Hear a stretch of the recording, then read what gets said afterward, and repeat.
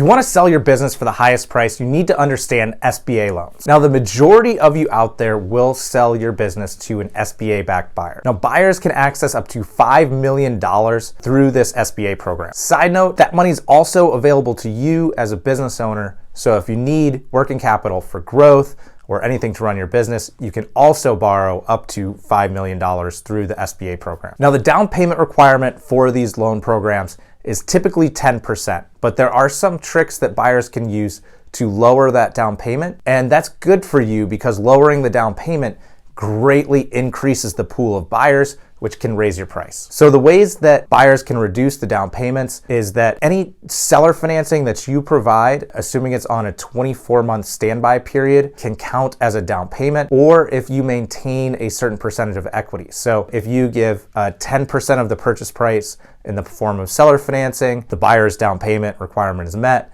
If you only sell 90% of the business and you keep 10%, the down payment requirement is met. But in most instances, banks aren't going to go for a buyer coming with nothing, and you probably don't want to sell your business to someone that comes to the table with nothing. The only time that we see zero down is when you're selling to an employee. So if you have a key employee that you want to sell your business to, they can buy your business with $0 out of pocket, and they can pay up to $5 million. But in most other instances, borrowers, if they are a really good fit for the business, which is really who you're looking for as a buyer, they can buy the business for as little as 2.5% down. And then most other instances, it's 5%.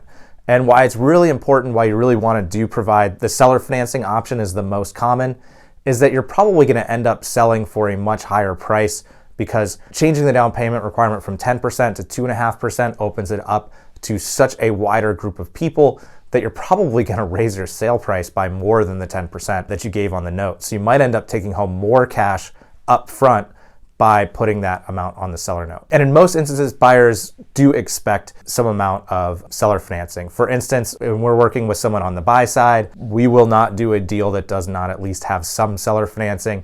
It's a way that you stand behind the business and say that I know that I'm selling you something good and I'm here to stand behind it. And by doing that, you also increase the value. Buyers can access more than the $5 million limit through what's called a pari passu loan. There are banks out there that will give up to $7.5, $8 million. So what they do is the bank will give a conventional loan and an SBA loan. The terms can be tough. Those deals can be pretty hard to get done, but that is a way to get above that $5 million limit. Now, I know a lot of advisors out there are afraid of the SBA program. They think it's too difficult to get deals done. I'd say we do lots of deals. We do several a month through the SBA program. So it is some extra paperwork, but it's not something that is too difficult or something that should be a barrier, because it's going to help you sell your business for more. But you should expect the program to take at least 90 days to fund. So from when the deal goes under contract, you should expect at least 90 days to closing. Now, when you're hiring an advisor to help you sell your business, you really need to make sure you work with someone who truly understands this market. So we see